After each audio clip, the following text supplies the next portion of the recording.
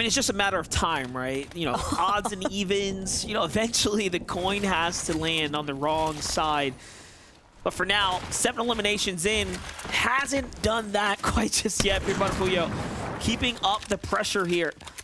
I just opened socials for a second there, and I realized that Peterbot hit a no-scope, by the way.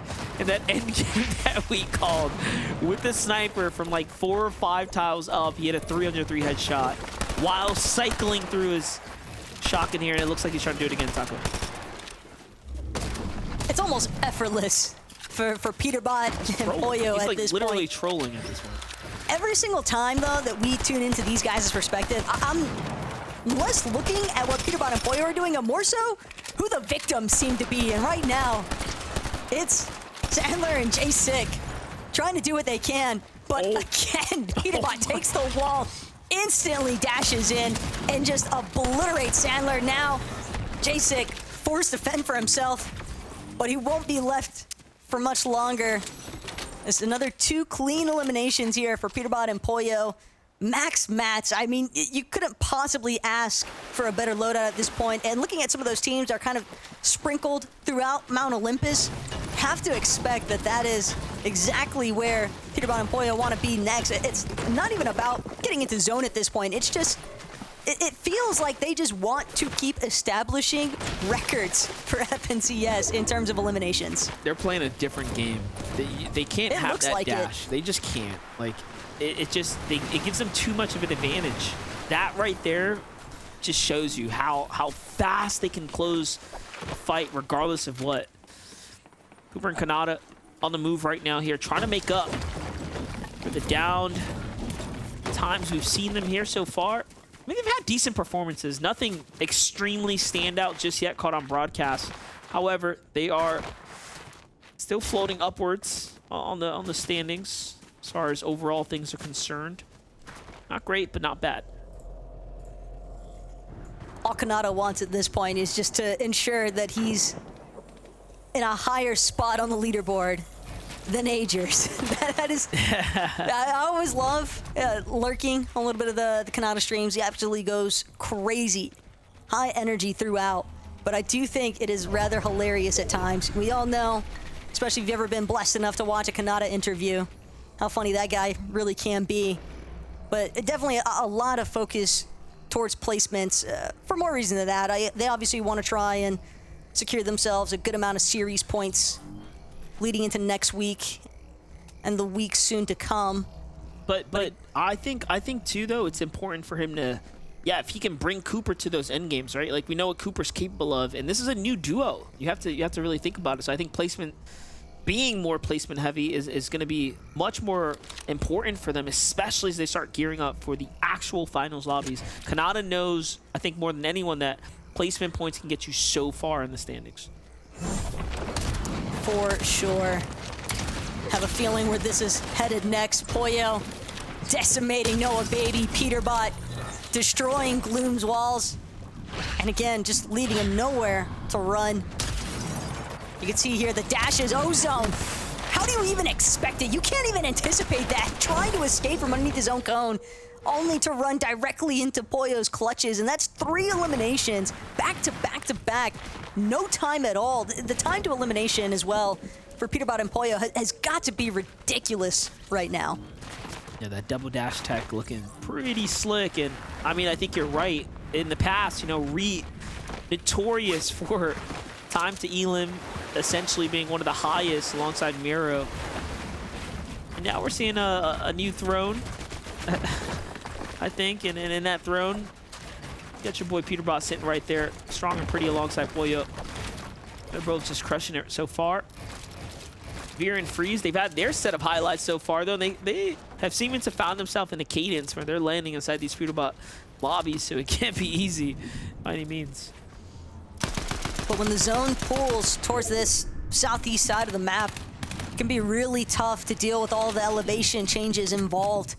And that's something that's going to, again, be a massive advantage here for Peterbot and Poyo, since they do have that aspect of agility to share between each other. You can see Peterbot already looking to move. It's going to be Ozone and Golden yet again. And a little bit of trouble here especially with that medallion having just been dropped. Ozen and Golden, they're bound to know, yeah, that's got to be Peterbot and Pollo right up above us. Instead, Peterbot, he wants Kale, but it's not going to come that easy. Kale trying to escape, but where can you really run when Peterbot is involved? Some nice tags along the way, and Kale trying to escape for dear life, but just can't create any space. The dashes are just too powerful. I'm just sitting here and I'm like zoning out. Like I'm just like hyper focused. Like what is he gonna do next? Like what? He's just cutting players off. He's going absolutely crazy with it, but finally gets caught out a little too overexposed and tries to hit the sniper bail shot, but no, couldn't find it. Now Pollo has to defend for himself. 88 tag, and another duo comes in, and Pollo finishes one, but can he get the second? The crosshair was there, but no. Finally, the Titans fall at 15 elims. They roughly 20, 20th spot there. Kind of a deserved punish as well. Peterbot just editing open that wall, fully exposing himself. You can just tell that he is playing with full confidence to go for aggressive engagements like that.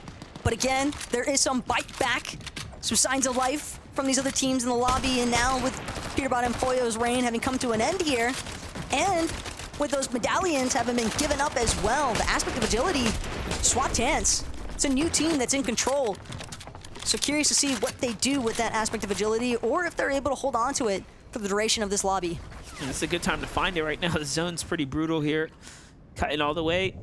Phenom and Cooper, I feel like I have a chance now to do something big here.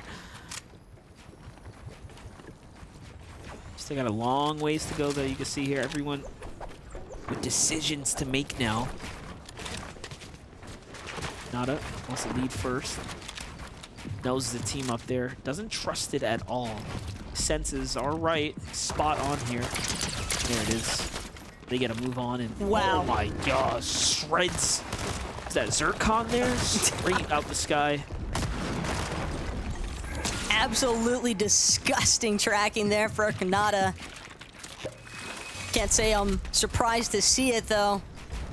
Certainly been on point throughout the course of today.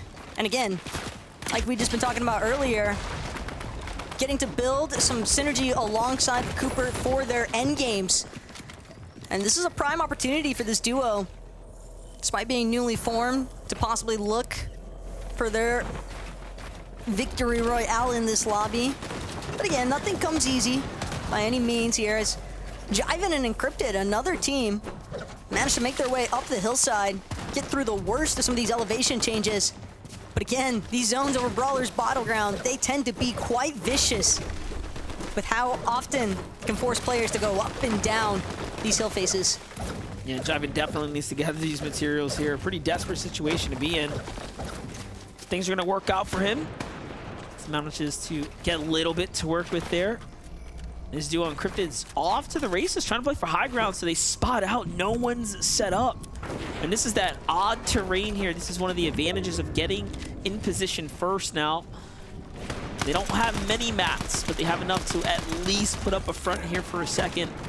Kanata and Cooper burning through the Midnight Oil as well, down to just 100 metal here. It's going to be tough. They definitely need a refresh. Kanata seemingly spots out a solo, and he's going to take it one step further, just fully collapsing onto Donkey, who continues to run, but can't really escape for much longer. And again, some nice materials picked up.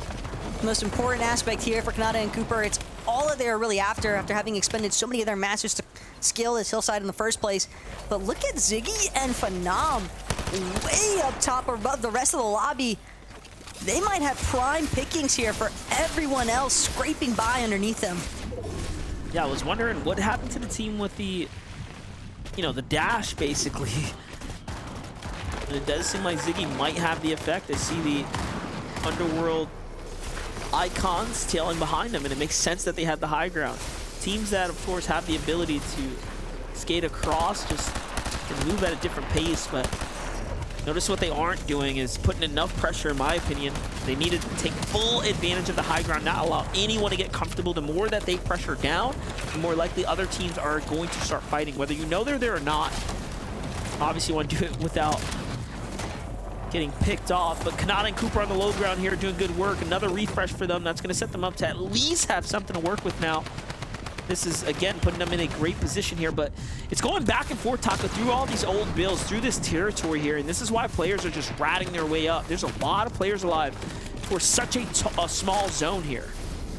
Gets kind of scary as well, because when you're running through all these old builds, you never know if somebody's just trying to sit inside of a cone, sit around side of wall corner even.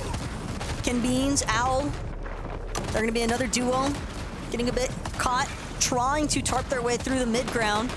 And doing a decent job at it. Ken actually leading the charge here. Or his teammate Owl. Done a nice job establishing some space in the mid-ground. Again, Phenom, Ziggy haven't really been applying a high amount of pressure here, but you can see that waterbending Mythic coming out is now Phenom trying to take heed of these secondary height teams. Doesn't want to allow for an opportunity for somebody to actually come and challenge them up top. He's got to be careful though, given that if they lose sight for even a moment, some of our more experienced teams might look to jump their way up. That is true. Here comes a double Fullberry Fizz here to go ahead and cap off Cooper here. The low ground is theirs. Not a team in sight, except for this one down low, and in they go. Cooper was super hurt, but he tanks the first two tags, giving Kanata just enough time to rack up the set of eliminations with the high ground teams. Hear this. They put in pressure. Kanata's going to play for solos first, thinking about this potential save second, but no, it doesn't look likely. At least it's the top 5 so far now. It's Adam. The edit comes through. Kanata puts him down, but now he has to heal. There is no other option here if he wants to stay alive a little bit longer. He won't even have room to edit out. This will just be all she wrote here for a second. Meanwhile, Phenom has, I'm not even going to do the math, a lot of chug splashes and a couple bananas in the inventory. And there it is. Doesn't even need to eat them. The splashes do enough to allow them to win the game there. Ziggy and Phenom, they seized their opportunity. Peterbot and Pollo, when they were initially getting pressured, it was Ziggy and Phenom that were one of the teams to instantly pounce for that third-party opportunity, and it paid off dividends here at MDF, because you could see that aspect of agility allowed them to control the high ground for basically the entire duration of these final zones. And with 15 splashes, Phenom just taking his time, dropping all of them.